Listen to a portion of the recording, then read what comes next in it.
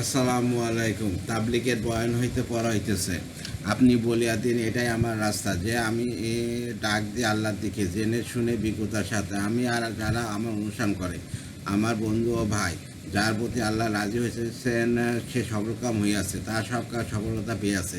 যার উপর আল্লাহ অসন্তুষ্ট হইয়াছেন তার সব কিছু বিফল হইয়াছে, তার সব কাজ নষ্ট হইয়া গেছে। আমরা দুনিয়াতে এসে আল্লাহকে রাজি খুশি করার জন্য। এই দুনিয়াতে মানুষের কোনো কাজ নেই, আছে শুধু কিছু প্রয়োজন। আর আমার কাজ হচ্ছে আল্লাহকে রাজি করা। আল্লাহ তাআলা বলেন, আল্লাহ সন্তুষ্টি সবচেয়ে বড় কথা। দুনিয়া খুবই ছোট, দুনিয়া ধন সম্পদ ঐশ্বর্য বৈভব খুব অল্প, দুনিয়া সম্মান মাতব্বারি সর্দারি খুব কম। আল্লাহ অনেক বড়। তিনি রোজ 30 বার তার মুয়াজ্জিনকে দিয়া ঘোষণা দিয়েছেন, বড় আল্লাহ সবচেয়ে বড়, আল্লাহ সবচেয়ে বড়। আল্লাহু আকবার, আল্লাহু আকবার। আল্লাহ যার ওপর রাজি হইয়াছেন তার সব কাজ সফল হইয়াছে। আল্লাহ যার ওপর অসন্তুষ্ট হইয়াছেন তার সব কাজ বিফল হইয়াছে।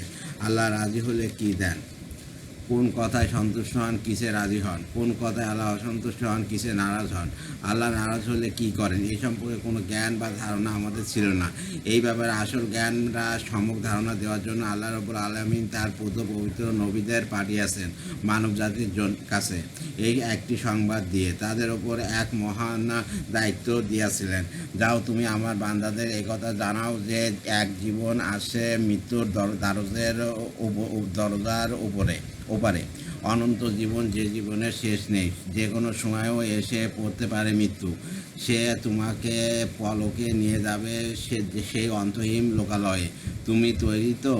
যদি না হয়ে থাকো তাহলে এখনই ফিরে এসো। কারো তওবা নবী পয়গম্বররা এই কাজ করতেন, মানুষকে টেনে আনতেন আল্লাহর নারাজির হাত থেকে, ফেরাতেন আল্লাহর আনুগত্যের দিকে, স্রষ্টা দাসত্বের দিকে, বন্দিগির দিকে, নুমাইন্দিগির দিকে, গোলামির দিকে, উপাসনার দিকে। নবী ও পয়গম্বর আমাদের এই খবর দিয়েছেন। আর আমাদের নবী সারোয়ে কায়নাত সাইদুল কাওয়ান মোহাম্মদ মুস্তফা আহমদ মুস্তফা সাল্লাহ সাল্লামও একই খবর দিয়েছেন, যার কোনো পরিবর্তন হয়নি, হতে পারে না। তিনি কি বলেছেন, ব্যর্থকে তিনি আল্লাহ তাআলার কথা বলিয়াছেন। আল্লাহ তাআলা কি বলেন? তিনি বলেন, যখন তাদেরকে যে কাজ করতে নিষেধ করা হইয়াছিল সেই কাজ করলো, আমি বললাম তোমরা নিকৃষ্ট বানর হইয়া যাও, পাপের সাজা ভোগ করো, তখন তারা বানরে পরিণত হলো। তাহলে ব্যর্থ কি? যে আশরাফুল মাখলুকাত সৃষ্টির সেরা মানুষ থেকে নিকৃষ্ট জানোয়ারে বানরে পরিণত হলো। কেন? পাপের কারণে। আল্লাহ তাআলা বলেন, যখন তারা আমার আদেশ অমান্য করে আমাকে নারাজ করলো, তখন আমি তাদের কাছ থেকে প্রতিশোধ গ্রহণ করলাম। এখানে ব্যর্থতার আর অসন্তোষের কারণ ব্যাখ্যা করে বলা হইয়াছে। পাপ ব্যর্থতার ও অসন্তোষের মূল কারণ। আল্লাহ তাআলা বলেন, যদি তোমরা আল্লাহকে ভয় করো এবং আল্লাহ তাআলা নাফরমানি থেকে বা বেঁচে থাকো, তাহলে আল্লাহ তোমাদের চাওয়ার বস্তু দান করবেন আর তোমাদের গুনাহের মাফ করে পবিত্র করে দেবেন। তিনি আরও বলেন, যদি তারা সোজা পথে দৃঢ়তা থাকতো, পাপের পথে না যেত, তাহলে আমি তাদেরকে খুশি হয়ে প্রচুর পরিমাণে পানি সুবিষ্ট দান করতাম। আল্লাহ তাআলা আরও বলেন, যদি তারা তওবা করে, নামাজ কায়েম করে, যাকাত আদায় করে, তবে তারা তোমাদের দিনী ভাই। তিনি আরও বলেন, হাসরের দিন পাপীদের বলা হবে, তোমাদের পাপের জন্য এই শাস্তি আল্লাহ নারাজ হয়ে পাচ্ছ। তিনি বলেন, ওরা আমার নির্দেশনাগুলো অস্বীকার ও অমান্য করিয়াছিল। আল্লাহ পাক আরও বলেন, প্রভু আল্লাহর পাঠানো রাসূলের নাফরমানি করার জন্য আল্লাহ তাদের ধরলেন, নারাজ হয়ে শাস্তি দিলেন। তাহলে ব্যর্থ কে পাপ করলো আর প্রভুর কোপানরে পড়লো, যার উপর আল্লাহ রাগ করলেন? আর প্রকৃত ব্যর্থ কে, কখন জানা যাবে? হাসরের দিন খুব বড় কঠিন দিন। আল্লাহ তাআলা বলেন, যেদিন জমিনকে চূর্ণ বিচূর্ণ করা হবে, ভেঙে ফেলা হবে, যেদিন আল্লাহ সারি বাঁধা ফেরেশতা সহকারে আসবেন, যেদিন তুমি কবর থেকে বেরিয়ে আসবে দ্রুত গতিতে, যখন সুঙ্গায় ফু দেওয়া হবে আর দলে দলে মানব তার প্রভুর দিকে ফিরে আসবে। তারা বলবে, হায়, কে আমাদের ঘুম থেকে ওঠালো? বলা হবে, এই সেই দিন যেদিন সম্পর্কে তোমাদের সমস্ত নবী রাসূল সতর্ক করিয়াছিল। সেদিন আল্লাহর ভয়ে দৃষ্টি নত হবে। সেদিন দুগ্ধপানকারিণী মা বলে যাবে তার বাচ্চাদের, বড় কঠিন দিন সেদিন। এই দিন আল্লাহ পাক মহান আরশে অধিষ্ঠিত প্রকাশ্য, আমরা তার চোখের সামনে। আল্লাহ আজ সরাসরি বলবেন আর আমরা সরাসরি শুনবো। প্রত্যেকের সাথে আল্লাহ তাআলা কথা বলবেন। হাদিসে পাকে আসে, আল্লাহ পাক জিজ্ঞাসা করবেন, হে বনি আদম, জীবন দিয়াছিলাম, সম্পদ দিয়াছিলাম, বুদ্ধি দিয়াছিলাম, বলো আজ কি নিয়ে এসেছো, কি করে এসেছো বলো। এক ভয়ঙ্কর দিন আমার ভাইরা, মানুষের কল্পনাকে ছাড়িয়ে যায় এমন বিভীষিকাময় দিন। সামনে দাড়িপাল্লা, পেছনে মানব, চারিদিকে ফেরেশতা, দাড়িপাল্লার সামনে জাহান্নাম ফুলছে, এই সেই জাহান্নাম প্রবেশ করো। জাহান্নাম ফুলছে রাগে ফেটে পড়ছে, ডায়ে বায়ে আমলের সারি, ওইদিকে আমল এদিকেও আমল।